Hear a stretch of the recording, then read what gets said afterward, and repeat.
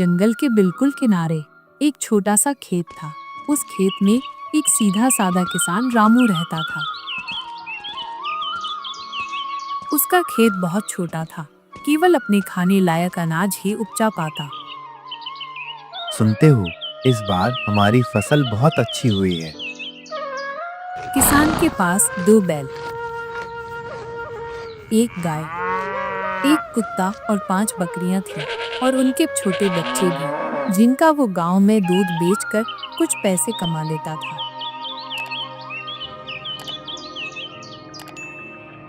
तुम गाय का दूध निकाल लेना, मैं जाता हूँ, बकरियों को चारा करा लाता हूँ। ठीक है, लेकिन ध्यान से जाना। किसान को हमेशा खतरा रहता था जंगली जानवरों का। कई बार जंगली जानवर खेत में घुस जाते, सब्जियां और अनाज खा जाते। कभी उसकी झोंपड़ी में घुसकर खाना भी चुरा ले जाते।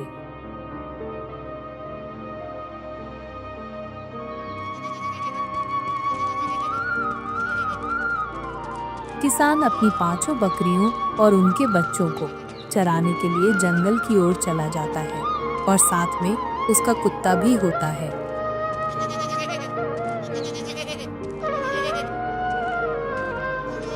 भोला, तुम अच्छे से ध्यान रखना, कहीं कोई जंगली जानवर हमारी बकरियों को नुकसान न पहुंचा दे। ठीक है मालिक, आप बेफिक्र हो जाइए, मेरी हमेशा चारों तरफ नजर रहती है। तभी झाड़ियों के पीछे से एक भेड़िया बकरियों को दबोचने की फिराक में था, लेकिन जब तक भोला और किसान बकरियों के साथ थे, वो कुछ नहीं कर सकता था।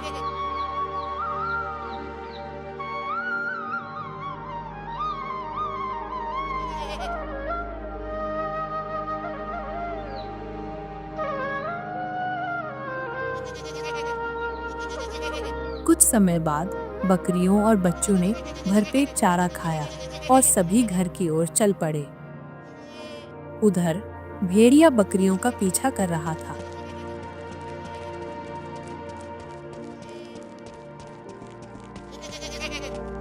और उसे अब किसान के घर का पता चल चुका था।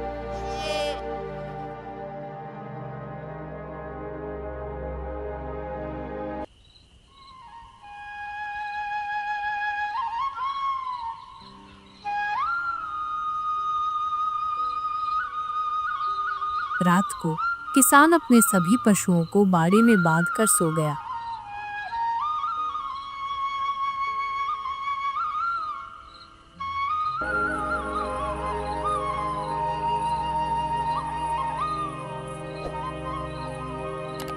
अच्छा मौका है, जल्दी बाड़े में जाकर अपनी भूख मिटाता हूँ। लेकिन भेड़िया वहां से एक बकरी के बच्चे गुन्नू को जंगल ले गया और खा गया।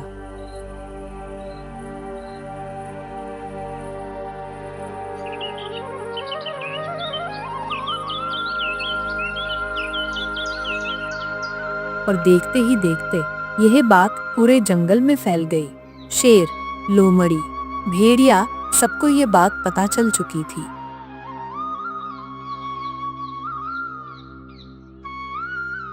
सुबह जब किसान देखता है तो उसकी आंखें भरी की भरी रह गईं। हाय राम, ये क्या हो गया? गुन्नू,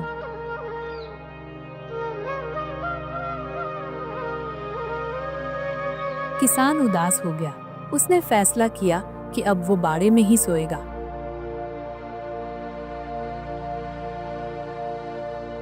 सीमा, दूध निकालने का समय हो गया है, तुम जरा दूध निकालो, मैं चारा लेकर आता हूँ।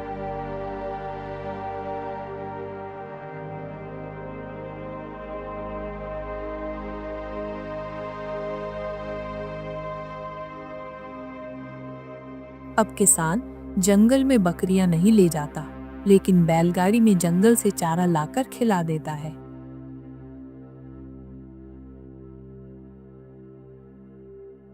किसान घर पहुंचता है।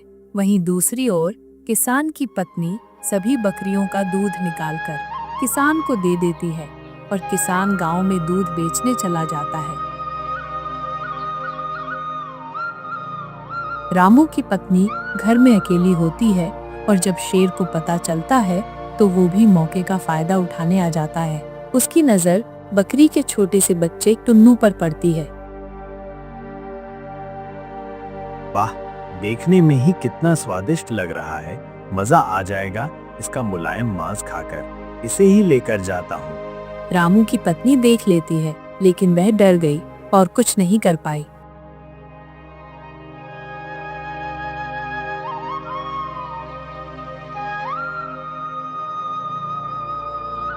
किसान के घर आने पर पत्नी उसे बताती है।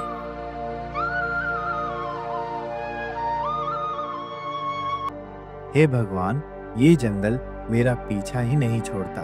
दिन रात डर बना रहता है, कभी भेड़िया, कभी शेर, अब तो हिरन भी खेत चर जाते हैं।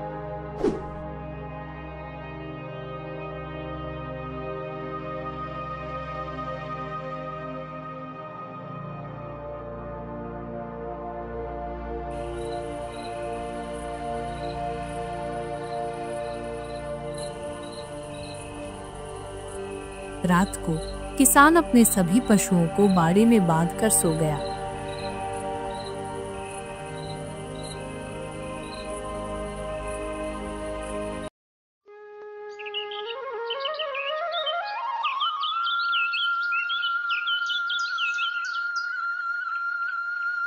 आज शेर फिर से शिकार की तलाश में था। आज वो गाय के बछड़े को खाने की सोच रहा था। अचानक ही मौसम बदला, काले बादल छा गए, तेज हवा चलने लगी और फिर शुरू हुई जोरदार बारिश। झोपड़ी के अंदर किसान चूल्हे पर बैठा था। छप्पर से पानी टपक रहा था। छत भी कमबख्त टपकने लगी है। हर साल यही हाल, टप टप टप, खाना भी नहीं बन पा रहा। उधर जंगल में बारिश के साथ साथ ओले भी गिरने लगे थे। शेर जो शिकार के लिए आया था, बारिश और ओलों में भीग गया। बारिश से बचने के लिए वो झाड़ियों में छुप गया, लेकिन राहत नहीं मिली। हद हो गई, ये क्या आफत है आसमान से। हड्डियां टूट जाएंगी इन ओलों से। मैं तो शिकार करने आया था। तभी शेर ने फैसला किया कि किसान की पीछे वाली झोपड़ी के नीचे रुक जाता हूँ और बारिश रुकने पर बछड़े को खा लूंगा। शेर दबे पांव खेत के पास पहुंचा और झोपड़ी की ओट में बैठ गया। लेकिन किसान और उसकी पत्नी को पता चल जाता है कि शेर झोपड़ी के बगल में बैठा है। भोला और पत्नी डरे हुए थे, लेकिन किसान समझदारी से काम लेता है। तभी किसान जानबूझकर जोर से बोलता है, मुझे अब टपका से उतना डर लगने लगा है जितना जंगल के शेर से भी नहीं। ये टपका भी ना जान ले लेगा एक दिन। अब क्या करें जी, कुछ पल आराम भी नहीं है, न बाहर चैन न अंदर।